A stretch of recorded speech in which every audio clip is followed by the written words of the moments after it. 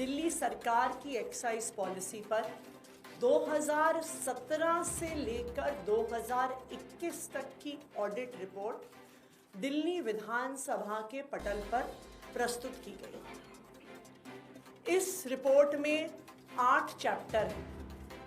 उस 8 चैप्टर में से पहले 7 चैप्टर 2017 से 2021 के दौरान जो दिल्ली की ओल्ड एक्साइज पॉलिसी थी उसकी ऑडिट रिपोर्ट है।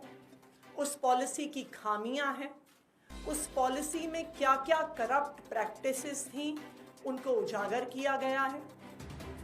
और एक चैप्टर जो दिल्ली सरकार द्वारा लाई गई न्यू एक्साइज पॉलिसी थी उस पर है।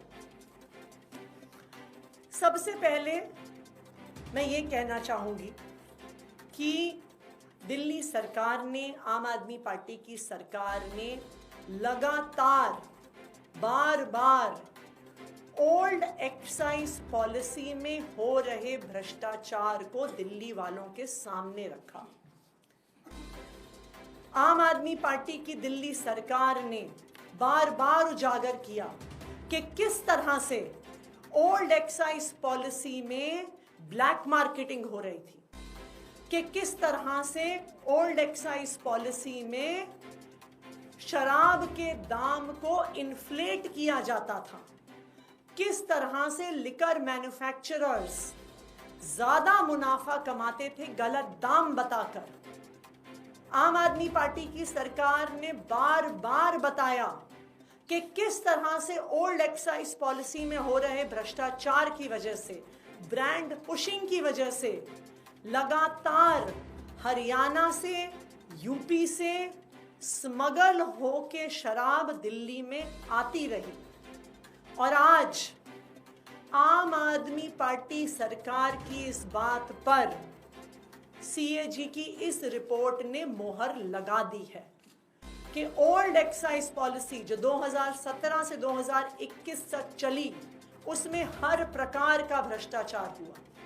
क्या कहती है ये सीएजी रिपोर्ट? ये सीएजी रिपोर्ट बताती है कि भ्रष्टाचार 2 तरीके से हो रहा था, कि कितनी शराब बेची जा रही थी उसमें भ्रष्टाचार था, क्योंकि जो पैसा सरकार के पास आता था वो हर बॉटल के हिसाब से आता था। तो जो, और ये सब जानते हैं कि जो शराब बेचने वाले थे वो किस पार्टी से जुड़े हुए थे, किस पार्टी के लोग थे जिन्हें शराब के ठेके मिले हुए थे, किस पार्टी के लोग थे जिनको शराब बनाने के ठेके मिले हुए थे। वो क्या करते थे? बॉटल बाय बॉटल जब एक्साइज कैलकुलेट होता था तो वो फर्जीवाड़ा करते थे ये दिखाने में कि कितनी बोतलें बेची गईं। अगर आप इस सीएजी रिपोर्ट के चैप्टर 5 पेज 44 पे देखिएगा तो ये बताते हैं कि 28% से ज्यादा भ्रष्टाचार ये शराब के ठेकेदार कर रहे थे।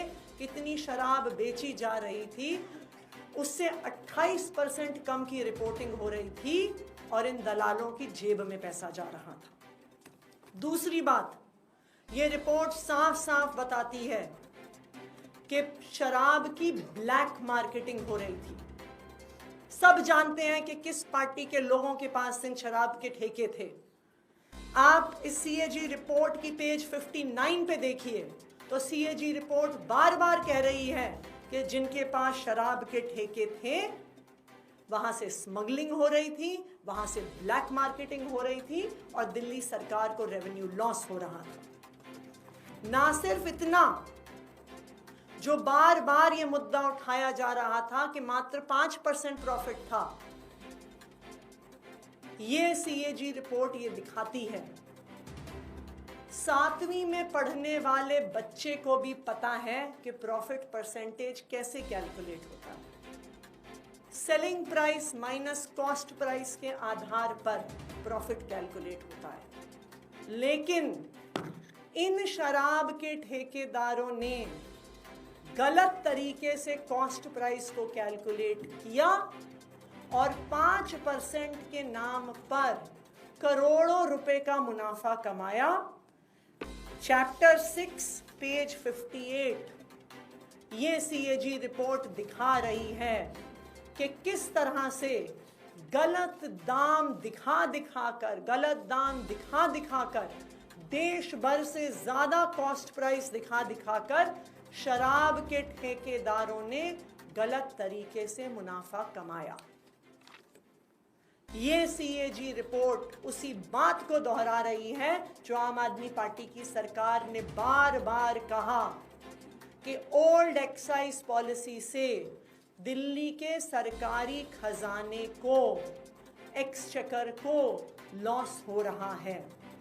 ना सिर्फ इतना, इस पॉलिसी की वजह से लगातार स्मगलिंग होके दारू, शराब दिल्ली में आ रही थी। कहां से आ रही थी? उत्तर प्रदेश से आ रही थी, हरियाणा से आ रही थी। सब जानते हैं कि किस पार्टी की सरकार वहां पे है और उस स्मगलिंग से किसको फायदा हो रहा था।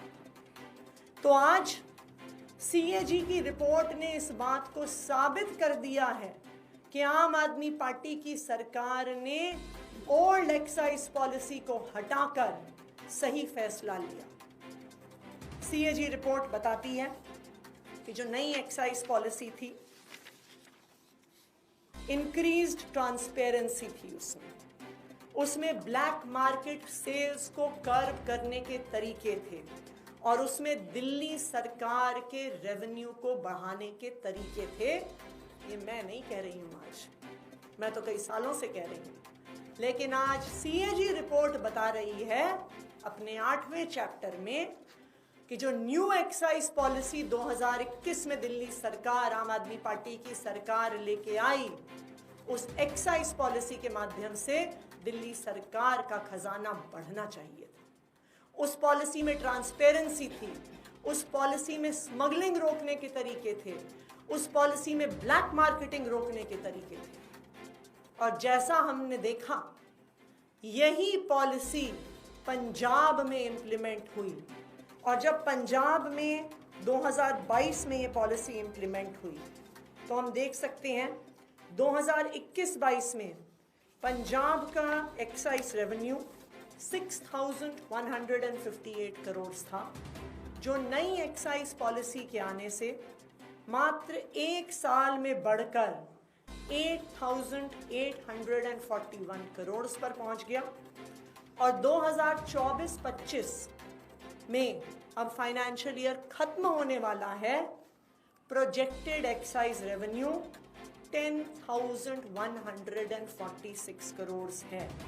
यानी 2021 से 2025 में इस न्यू एक्साइज पॉलिसी से जो ट्रांसपेरेंट है, जो स्मगलिंग रोकती है, जो ब्लैक मार्केटिंग रोकती है, उसमें पंजाब में 65% इंक्रीज इन रेवेन्यू हुआ है। सीएजी रिपोर्ट ये भी बताती है कि अगर ये पॉलिसी दिल्ली में ठीक तरीके से इंप्लीमेंट होती तो दिल्ली की एक्साइज रेवेन्यू 4,108 करोड़ से बढ़कर 8,911 करोड़ तक पहुंच जाता, मात्र एक साल में। तो अब जो सवाल दिल्ली वालों के सामने है, अब जो सवाल देश के सामने है, एक खराब पॉलिसी हटाकर एक अच्छी पॉलिसी लाई, एक ट्रांसपेरेंट पॉलिसी लाई गई, लेकिन उस पॉलिसी का ठीक से इम्प्लीमेंटेशन नहीं हुआ तो वो 8,900 करोड़ तक सरकार का खजाना नहीं पहुंच पाया, 2,000 करोड़ कम रह गया। तो ये 2,000 करोड़ कम रहने के पीछे किसका हाथ है? किसने रोकी इस पॉलिसी की इम्प्लीमेंटेशन? किसने ये 2,000 करोड़ का सरकारी खजाना बढ़ने से रोका? इस सीएजी रिपोर्ट के आधार पर उस पर इन्वेस्टिगेशन होना जरूरी है और मैं उम्मीद करती हूं कि उस पर इन्वेस्टिगेशन होगा, क्योंकि ये इम्प्लीमेंटेशन रोकने के पीछे 3 लोग जिम्मेदार हैं। सबसे पहले भारतीय जनता पार्टी के लेफ्टिनेंट गवर्नर सबसे पहले कसूरवार, जिन्होंने न्यू एक्साइज पॉलिसी इम्प्लीमेंट नहीं होने दी, बीच में रोड़े अटकाए, उस पॉलिसी को जमीनी स्तर पर नहीं उतरने दिया।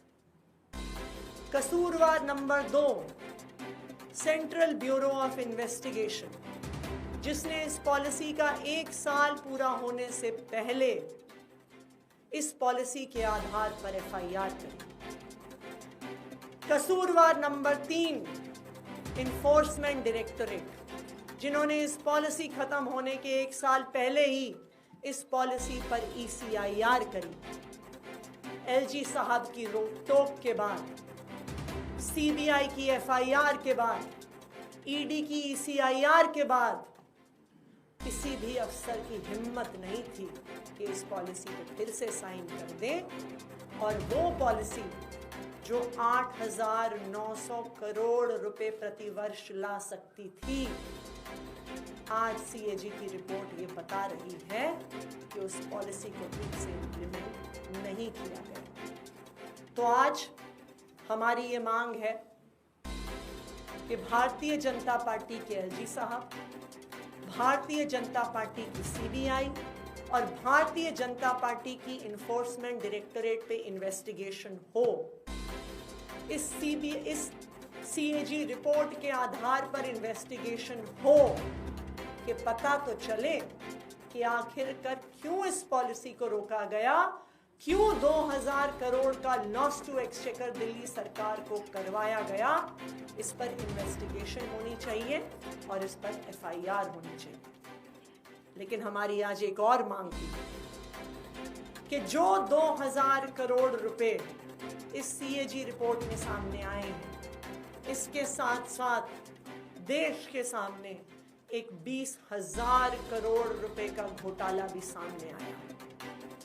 पूरे देश ने देखा कि किस तरह से जब प्रधानमंत्री नरेंद्र मोदी जी अमेरिका गए तो उनको अडानी के भ्रष्टाचार के ऊपर सवाल पूछे गए।